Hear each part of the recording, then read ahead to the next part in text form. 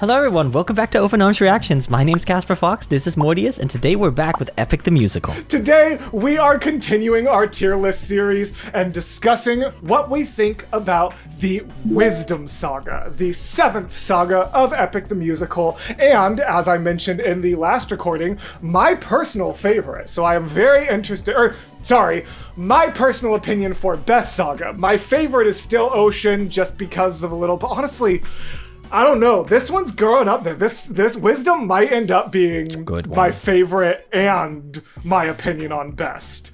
Right now, honestly, I think Ocean is really just like staying up there mostly for Keep Your Friends Close. I'm not even gonna lie. So I am definitely interested to see what we think about this. If you missed our last video, we are no longer checking out the songs as we go like Act 1, just because we know all the Act 2 songs so well, and we want to keep the video length and Mason's editing requirements a little bit lower. We got you, buddy. We say, even though he's having to make like a new tier list graphic for this new format. We love you, Mason. Love you, Mason. We are very excited to check these out. Do you have anything specific you need to say before we hop into it, sir? I hope Mason does a cameo, even though he has a lot to edit. I love when Mason does a cameo. Like, it's so cute. Like, he can just pop up like right there with his hands like, oh, what the fuck, whoa, Mason, whoa, yay, Mason, woohoo. I love when our editors are in our videos. It's awesome. All right, so we are going to hop into the first video, Legendary. I know life and fate are scary, but I wanna be legendary. Up first, we have Legendary. I love this song so much. It's so fun. It's so, but like, I should have thought about this more ahead of time. Because of how full it's getting, I almost feel like it's requiring now more thought for my brain to figure out where in the order it goes. S tier for sure. S tier, for sure, easily. Sounds like the same for you. I just need to really take a look at what I've got in S tier and figure out where it's going to go, because I think that just, of course, Miko's voice is absolutely phenomenal. You just recently met him, right? I didn't even recognize me. Mason, play the clip. Hi. What's up? I'm Casper. Nice to meet you, man. Oh my god, wait. I recognize you. You do? Yeah, I think so. crazy. On TikTok, right? Yeah. I have a friend who really wants to say hi to you. Is that okay? Oh my god, Tegan! Thank you for that. Thank you for that. That was nice. Thank you for that. Yeah, no, he's incredibly talented. His voice is fantastic. I've gotten to chat with him a bit, but even aside from our opinions on the man himself, the delivery he brings, the simultaneous, like, vulnerability and strength brought to the vocal performance, like the way it's kind of like soft, young, a little naive, while still having some like grit to it. Like, he is still an adult. He's 20 years old, but he's also still young. He's naive. He's all these different things. Is that not accurate? Miko or Telemachus? Telemachus. Oh, because I think Miko is 20 as well. Is he also? Is he 20 or 22? I don't know. I don't know either. Like, No, I was talking about Telemachus. But, so, honestly, I think this one lands right alongside Suffering for me. I'm really debating whether it goes above Suffering or right in between Suffering and Mutiny for me. I'm trying to think. No, I think if, like, you really made me, like, sit down and on an average day be like, which of these songs would you rather listen to as, like, driving the car? I think Suffering pushes out a Legendary just the tiniest bit. Right. Again, as we mentioned in the last video, S tier, they are decimal points away from each other. Like, Legendary is like a 9.72 and Suffering is a 9.73, or like however that ranking would be. But I think that's where Legendary lands for me. That's fair. I think we're pretty on par. For me, I think I cannot put it. I can put it above There Are Other Ways, but I can't put it, like, I think between Ruthless and There Are Other Ways. Okay, a little lower than me, but still. I think, and again, like quite honestly, like, Miko has a little, like, because he has a little bit of, like, punch to his voice, so it's not just this, like, Broadway Jeremy Jordan tenor that like people are used to, right? I think he has a really unique voice. And he has a little bit like that punk approach to him. Like, it's like, have you heard him sing Panic at the Disco? No. Because it sounds, oh my god, he has like this, and it sounds so good. And yeah. And I gotta check that out. that to me really, and then also I feel like whatever because I think it's a mixture between an electric guitar and a viola or something like that. His instrument, like when I heard that, I could not put my finger on what the hell that was. And so I wanted a bright instrument along the lines of a piano, which is why I went with the indie piano, which is the sound you hear with boom, bum, bum, bum, bum, bum, bum, bum. So like, did Jorge invent a new instrument for this? But it's one of the most unique, and the dun dun dun dun dun dun dun is a really unique motif. The only thing like this had the potential to be one of the Even best higher, songs in the musical. It is, but even higher. But to me, I feel like the full speed ahead motif was misused storytelling wise in Legendary, interesting. because full speed ahead is usually indicated that they are traveling. Yes. And so to some aspect, I can feel like, okay, he wants to travel and see all these, but I can understand that. Okay. But with how the full speed motif, like how the full speed ahead motif see has that. been introduced in the past, I feel like, okay, so it's not just them sailing or trying, because in Scylla, full speed ahead, in Thunderbringer, full speed ahead, like it was all dedicated. Now we're sailing, we're rowing, or whatever, right? So to me, that kind of like, okay, so the motif kind of breaks storytelling wise, which is why it's a Gotcha. little lower for me. Okay. Musically though, it's great. I also incredible. think we've talked about this a lot, and like I think it's done really well in Keep Your Friends Close. I think it's done less well in certain other songs, but it's kind of 50-50 on whether or not I think it's well done when a song takes a very quick like shift in like tone and music. Well, not even just like Where Is He happens before that. And so like, right? Am I misremembering the order of the song? I think you're right. I think it does. Yeah, there's like the where, Yes. like it's the where is he, blah, blah, blah, and then somebody, Yeah. and then boy, You're right. yeah, it's Yeah. kind of that. So I like the way we kind of have that dichotomy setting things up. I think they flow and exist shockingly well together. And like the sort of dichotomy, especially as we were talking about like Telemachus and Miko's vulnerability within that song, counteracting the suitors' like gravelly gruffness, even though they are both in that tenor range. Like there's a very difference between like somebody to boy, like it's very, very different kind of things there. And I think they play with each other really well to the point where like it's honestly one of the only songs besides, because I even mentioned, even with how high I have Mutiny, I still talked about how that shift kind of throws me out of it a little bit, and it might have even been higher without it. Honestly, I think Legendary is second only to Keep Your Friends Close as far as a complete tone shift, not taking me out of the song when I'm listening to it. Yeah, and I think it works well as well. That like I think this is a great way to also, because I do not think Continuous is ever mentioned by name either. That is something we know from BTS. Oh, you're stuff. right, isn't it? So that's crazy. Even and fucking Aaron Alexander, like is and like Aaron Alexander has this ability to that when you listen to Aaron Alexander sing, you don't like he transcends sound.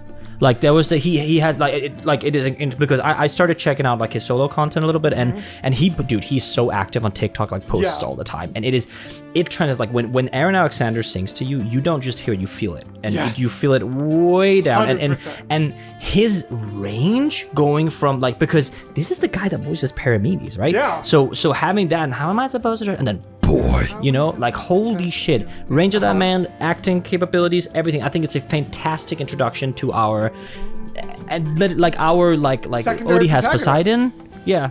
Oh, Odie has and Poseidon, secondary Telemachus antagonist. has Continuous, This right? is the new protagonist antagonist. And knowing That we like set how up at the beginning of incredibly Act 2. written. Anyways, Yeah. But yeah, incredibly written. Yes, especially with how agreed. he comes back later. yeah.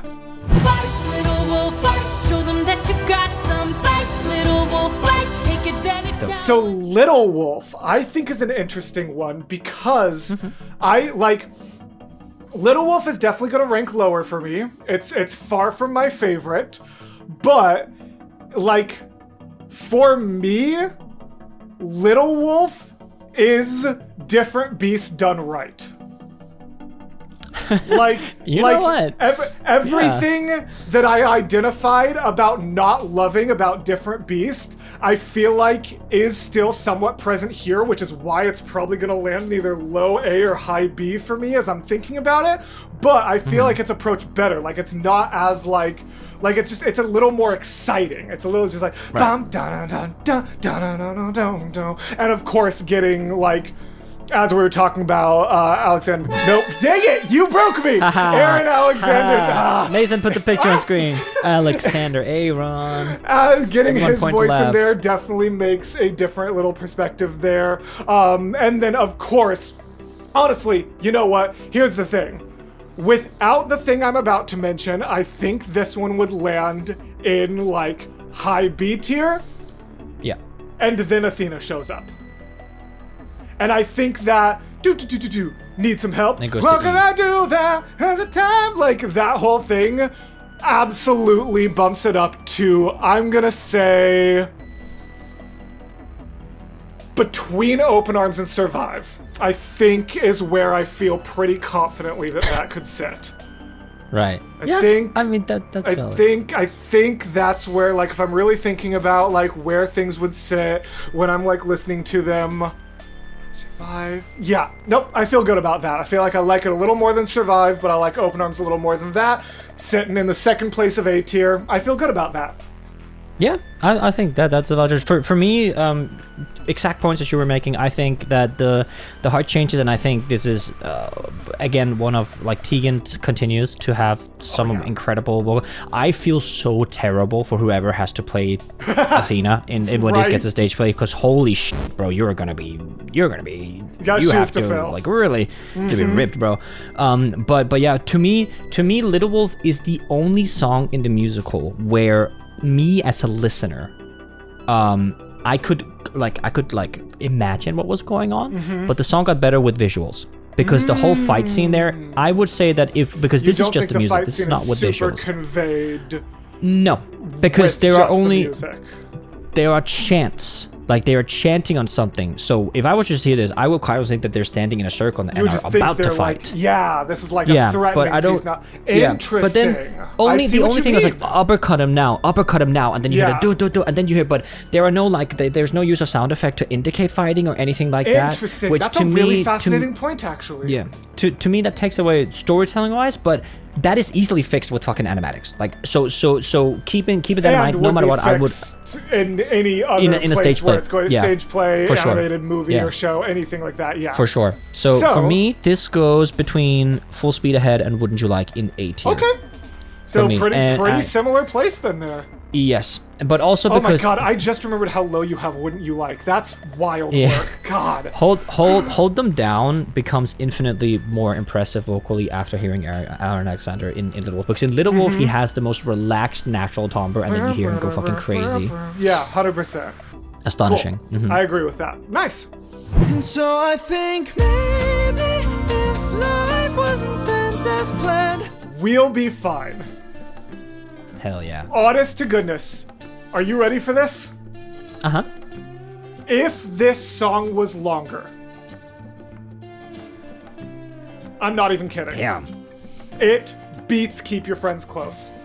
If this song was longer, it would be the #1 song. Because every time I listen to it, I want more of it. The interplay is so good, and so I'm thinking, and like Warrior of the Mind, it feels like it's easy to rank like one Athena song against another. I like this one better. So if this was a longer, full-length song, it would literally be in my top spot. As it stands, I'm gonna bump it just 2 down into 3rd place, right above Warrior of the Mind, just behind Keep Your Friends Close and Wouldn't You Like. But the only reason it even bumps down those spots, the only reason I would rather listen to the other 2 is because I get more out of them. Not because I actually like their musicality or vocal performances better. We'll Be Fine, one of the best songs in the whole show for me, and like I said, would be the #1est of #1 spots. And, like, potential slight spoiler alert for our future videos, if We'll Be Fine was longer, I don't think it would be dethroned. If it was a full song, I think it would stay Yeah. in that top spot till the end of the show. I But love it is a this full song. It is. Well, it's like 2 so minutes it's something, like, right? It's like 2:13. It's Yeah, but short. that is like a respectable amount of song. That is like usually like a lot of contemporary pop songs are like between 2 and 2.5 minutes. That's fair. And quite honestly, especially with like Maybe we're and just this is spoiled with where Epic. I can feel that. Like I can feel the difference between like especially Wisdom and Vengeance and Ithaca with the songs, because I can tell that the Wisdom Saga songs, especially something like Will Be Fine, has got to be way later in the process than Odysseus, the challenge and stuff like that. Because to me, the Ithaca Saga was so well constructed together, and the Wisdom Saga and the Vengeance Saga had a few things where maybe, this seems a teeny tiny bit rushed. Interesting. And one of the things with that is Will Be Fine being this like as short as it is. And I think it's like we need something to build the relationship between Yes. Telemachus and Athena and kind of Agreed. introduce Odysseus and for her to have a motivation to go into the time dive. And it works. It works totally fine. Do I think this could have been done, as you say, in a longer measure? Definitely.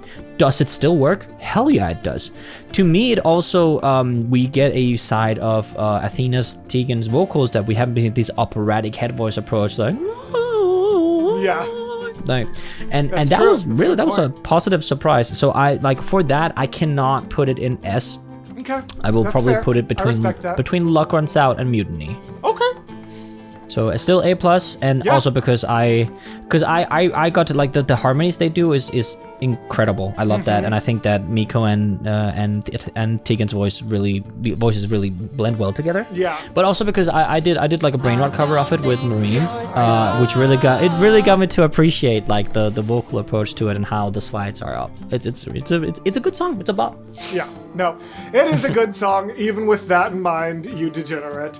Yeah, no, it's good. It's good. It's good. What else can we say about it? It's a good song. I love it, and yeah, I think that's a good place for it. I could. I'm what you need here, just you and me, my love in paradise. Oh boy, Casper. Now we get to Love in Paradise, which I'm sure will cause no fights about anything in any comment section, especially with what I've managed to get into on TikTok. Love in Paradise is a bop. Love in Paradise is an absolute banger. I think it's phenomenal. I genuinely think it's really good. I have grown to appreciate it over time. I think we were just talking about in Legendary how Legendary is one of the songs where the quick changes in tone do not, like, detract from the song.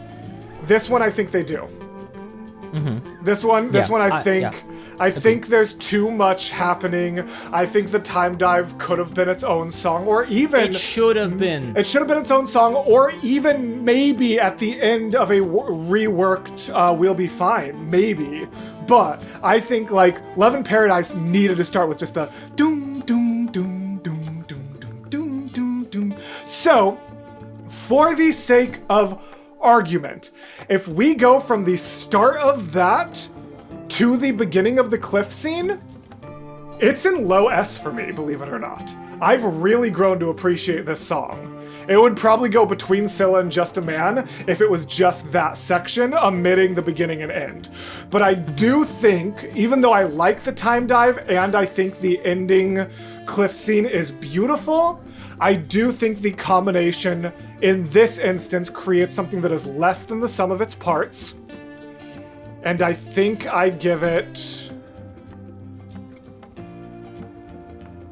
Honestly, I was expecting it to be higher because, I mean, you just heard me talk about how much I love this song, and I want to be so clear before I do this that, like, this is surprising me too. And remember, the top three, like, the third one is still A tier.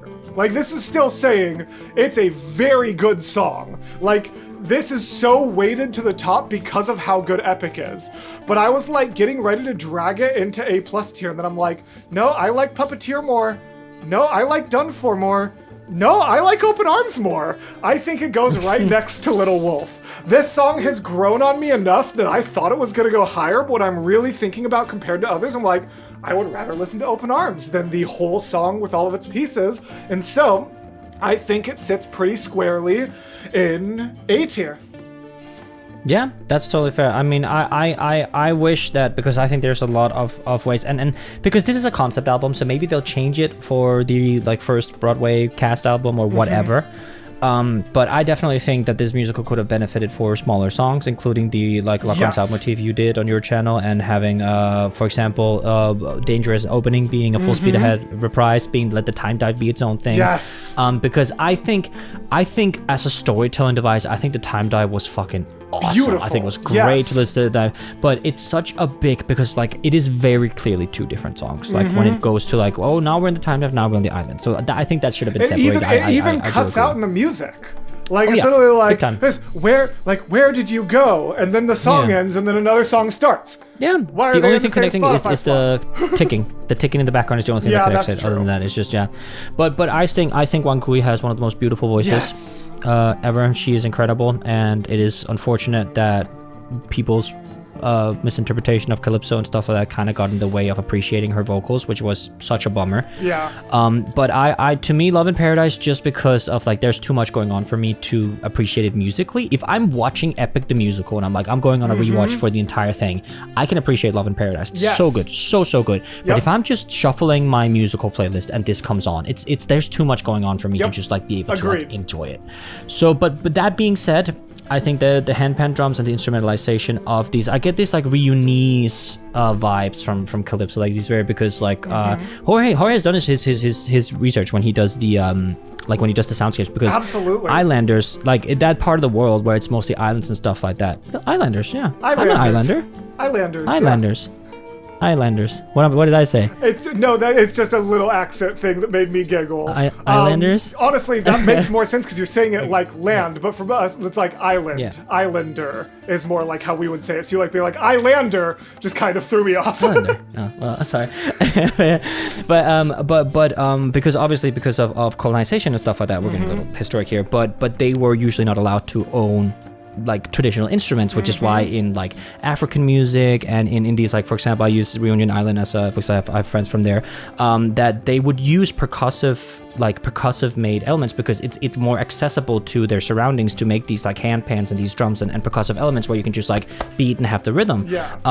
And that is pretty much like it's hand pans and hand drums and snaps and stuff like that for Calypso soundscape, and I think he nailed that. And when we get to Not Sorry for Loving You, I'm gonna bring that up again because that is a masterpiece of a song. But for here, because of the time diamond they should have done, I cannot put it as high as I will probably. It's still high, just because of how fantastic the introduction to Calypso is and how comedic it is with the like anyways, like has become iconic. And I think the cliff scene is also incredible storytelling device, and fucking he loves bringing back qualities, doesn't he? So I think for me it goes between Will Be Fine and Mutiny.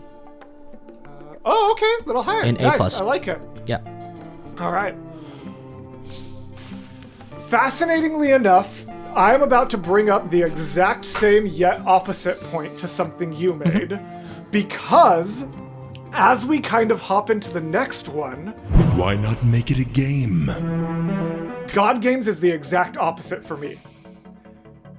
Because as a storytelling device, I don't think it's great.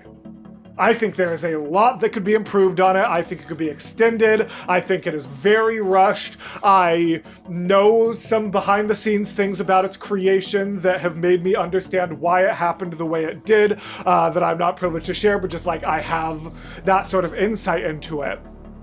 And it really threw me off the first time I listened to it. However, as a song in a vacuum, this thing slaps so hard. This song is so good.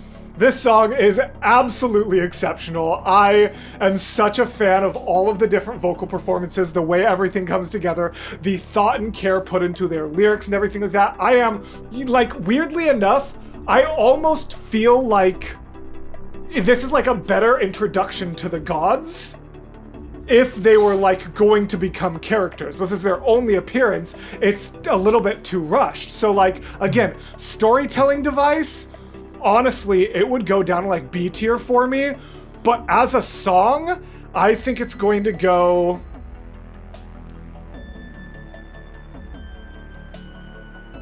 I was about to say very top of A+, and then I really thought about how much I love My Goodbye, so I think it ticks just behind that one. But I think it's going to go in A+ tier just behind My Goodbye, purely for its merits as just a banger of a song. Yeah, that's funny because I was expecting to go way lower with the way you were talking about it. So having a 13th out of 40 is like, I'd say that's pretty fucking good. Oh, that's like no, pretty, that's why. pretty Well, high, that's yeah. why I was saying musically it's really high. Storytelling, it's not. So Right. if we were judging, and that's why it's kind of the opposite of Love in Paradise of what you were saying. Like honestly, those two would pretty much almost exactly switch if we were ranking it on its value in the story. But since we're just ranking it on its value as a song, it goes that high because it's a banger. Oh hell yeah! I mean, yeah, I consider. I think God Games is great. I think it's a fantastic, good. Like, cause the inspiration for this is the Elite Four in Pokemon. So I obviously like hello. So it's a little. Do you like Pokemon? I don't know. Do I? I'm not sure. But I think it was a great. Like, I love giga collaborative projects, and I love when as many people are involved as possible.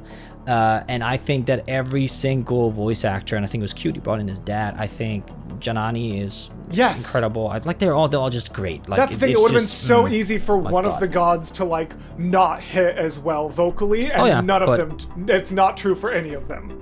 Everything was. Oh my fucking god! Posey as Hera deserves like an award that doesn't exist. But my goodness, yeah. So to me, I am actually gonna put that at the very end of S tier, behind Nice. Okay. Honestly, as I was talking about it, I was looking at pretty much the exact same spot, the very bottom of S, and then as I was kind of talking things through, I'm like, no, I do think it's a tiny bit lower than that. But like I was really debating putting it in the exact same place, bottom of S, as I was talking, and then decided against it. But yeah, I think that makes a lot of sense. And as you can kind of see here, I've definitely got, like, I think as far as average score, Wisdom Saga is definitely the highest so far of these. Actually, I'm curious if, like, you added them together. Well, obviously it's not entirely fair because it's 4 versus 5, but now I'm, like, looking at, like, Ocean versus Wisdom, and I'm like, if you actually average those out, what would it end up, which one would end up being higher? I'm going to tell Mason to have him put it here. So, thank you all very much for being here for another tier listing episode. We hope you are enjoying this series. If you have any feedback, too bad. We're recording the next 2 episodes like this. Christ! But we might be doing a tier list series for other shows, so still feel free to give us your feedback. And Casper, do the outro. Patrons, thank you so much for joining us. Obviously, you guys are having a great time over here because it's awesome and it's cool. But thank you, genuinely. We are so, even after Epic has been over, we're so beyond grateful for the support. So thank you so much for interacting with our content and giving us a platform. I don't know. Like, do you have anything cooking up this time? Maybe you're right now? Yeah, do you have something you can plug? Maybe. Well, I can plug something. There's probably a big chance that my musical, Stories from Sticks Part 1, is actually out right now. So go check that out, hopefully. Definitely check out his Stories from Sticks Part 1. It's going to be awesome. I've heard like much of it, but it's great so far, and I'm sure the rest of it's going to be just as good. So thank you for being here. Support our solo stuff. Greet the world with open arms. Bye!